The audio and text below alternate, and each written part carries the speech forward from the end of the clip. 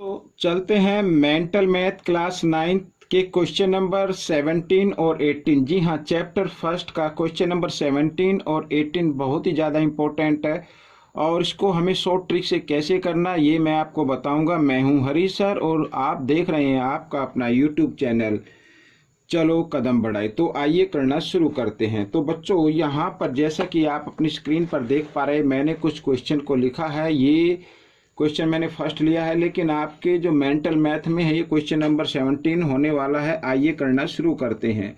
तो बच्चों देखो, right the following P by Q की फॉर्म में लिखना है। यहाँ पर देखो 23.43 के ऊपर बार का साइन है, लेकिन यहाँ पर नहीं है। तो इनको कैसे लिखते हैं, आइए करना शुरू करते हैं। तो सबसे पहले बच्चों आपको क्या करना है मैं आपको बताता हूँ। देखो यहाँ पर सबसे इजी मेथड है आपका करने का, जो मैं आपको बताऊंगा। तो आपको करना क्या है बच्चों, यहाँ पर सबसे पहले आपको ये इसको जो 23.43 लिखा है तो आप इसको लिख सकते हैं 23 प्लस 43, और यहाँ पर बार का साइन मत लगाना, इसके नीचे 99 लगा देना, ठीक है ना।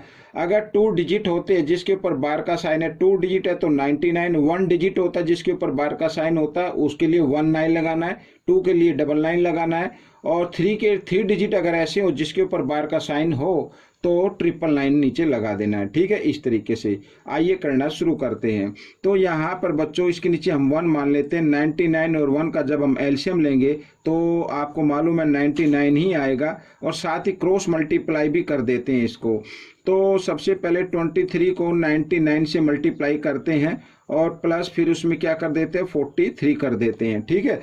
तो अब बच्चों यहाँ पर जब 23 को 99 से मल्टीप्लाई करेंगे तो आ जाएगा 2277। ये मैंने पहले करके देखा था।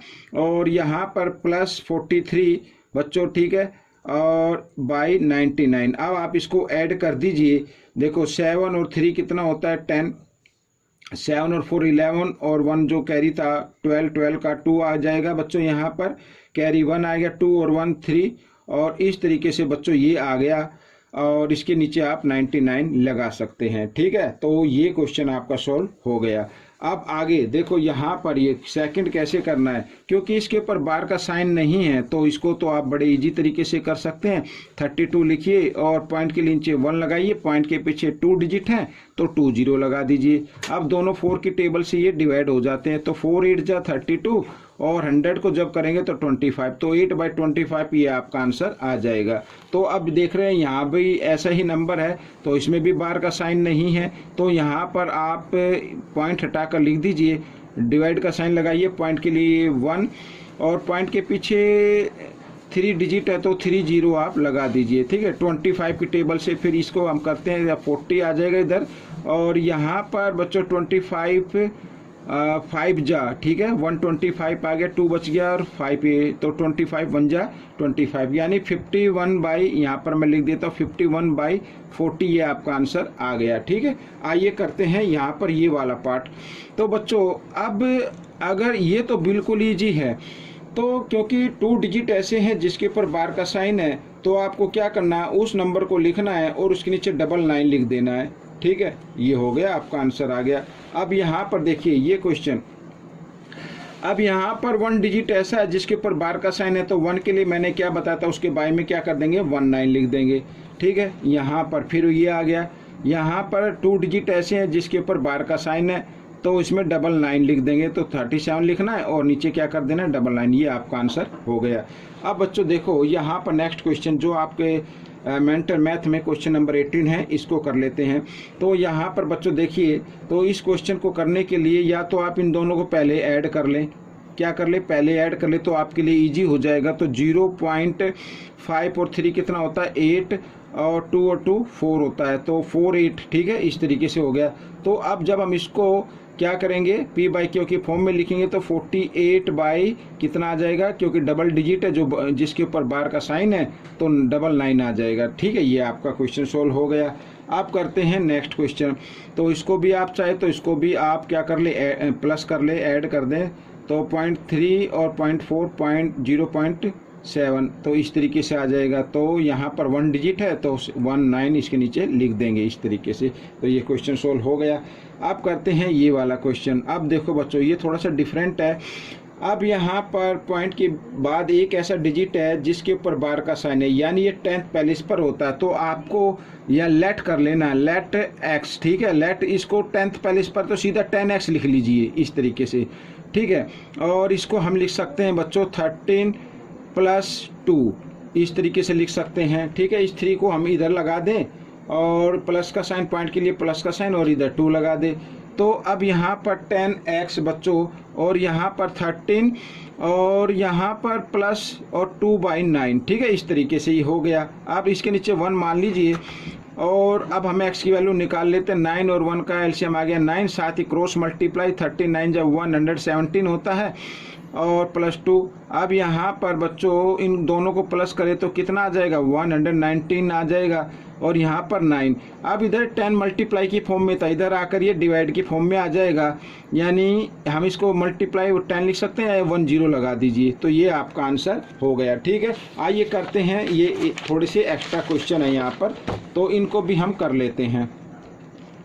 अब यहाँ पर बच्चों फिर वही है, देखो यहाँ पर 10th प्लेस है तो इसको भी हम क्या करेंगे, 10x मानेंगे, और इसको हम लिख सकते हैं 4 + 7 इस तरीके से लिख सकते हैं, या फिर इसको लिख सकते हैं 4 + 7/9, ठीक है। अब यहाँ पर इसके नीचे 1 मान लीजिए, एलसीएम लिया तो 9 आ गया इस तरीके से, और 9 को 4 से मल्टीप्लाई किया, 9 4 जा 36 + 7 तो कितना आ गया, 43/9 आ गया, ठीक है। तो यहाँ पर अगर x की वैल्यू अगर आपको निकालनी हो तो यहाँ पर ये है, तो 10 इधर मल्टीप्लाई की फॉर्म में, इधर आकर ये डिवाइड की फॉर्म में, यानी ये 0 इधर लग जाएगी। तो ये आपका आंसर हो गया। आइए नेक्स्ट कर लेते हैं। ये तो बड़ा इजी है, तो इसको तो ऑलरेडी आप लिख सकते हैं 4 + 7/9, ठीक है, इस तरीके से। तो यहाँ पर फिर वही आपको करना है। अब बच्चों देखो यहाँ पर आ रहा है ना, वही नंबर आ रहा है ये, तो इसका आंसर क्या आ जाएगा बच्चों, 43/9 आ जाएगा। इसमें 10x नहीं लेना है, ठीक है, क्योंकि इसमें इधर कोई डिजिट नहीं है। जैसे इसमें डबल डिजिट आ गए तो इसमें आप 100x ले लीजिए, क्योंकि ये 10th प्लेस पे होता है, ये 100th प्लेस पे होता है, तो 100x मान लीजिए, और इसको लिख सकते हैं 12 + 3/9 लिख सकते हैं, ठीक है। 3 के ऊपर है बार का साइन, तो इस तरीके से लिख सकते हैं। आइए इसके नीचे 1 लेते हुए 9 और 1 का एलसीएम लेंगे 9, और साथ ही क्रॉस मल्टीप्लाई कर देंगे, 12 9 जब 108 होता है, और +3 तो दोनों को प्लस किया तो 111/9 आ गया। अब बच्चों देखो x = 111/9, और यहाँ पर 100 मल्टीप्लाई में इधर आकर डिवाइड में, यानी 2 0 जो है वो इधर लग जाएंगी। तो ये आपका आंसर निकल गया। अब नेक्स्ट कर लेते हैं, ये भी इजी है। तो यहाँ पर 1 डिजिट ऐसा जिसके ऊपर बार का साइन नहीं है, तो आप क्या करें, इससे भी 10x ले लें और मान लें, और 43 पॉइंट या प्लस का साइन लगाएं, यहाँ पर 2/9 लिख सकते हैं। इसके नीचे 1 मान लीजिए, और 9 और 1 का एलसीएम लेंगे 9 आ जाएगा, साथ ही क्रॉस मल्टीप्लाई 9 3 जा 27 कैरी 2 9 4 जा 36 और 2 38 और +2, ठीक है। यहाँ पर दोनों को ऐड किया तो 389/9 आ गया, ठीक है। अब हमें अगर x की वैल्यू निकालनी हो तो 389/9, इधर 10 में 10 तो इधर आकर ये 0 इधर लगा दीजिए, या इधर मल्टीप्लाई में होता है इधर आकर डिवाइड में, तो ये आपका आंसर आ गया। आइए करते हैं लास्ट क्वेश्चन। तो बहुत ही ईजी है ये लास्ट क्वेश्चन भी।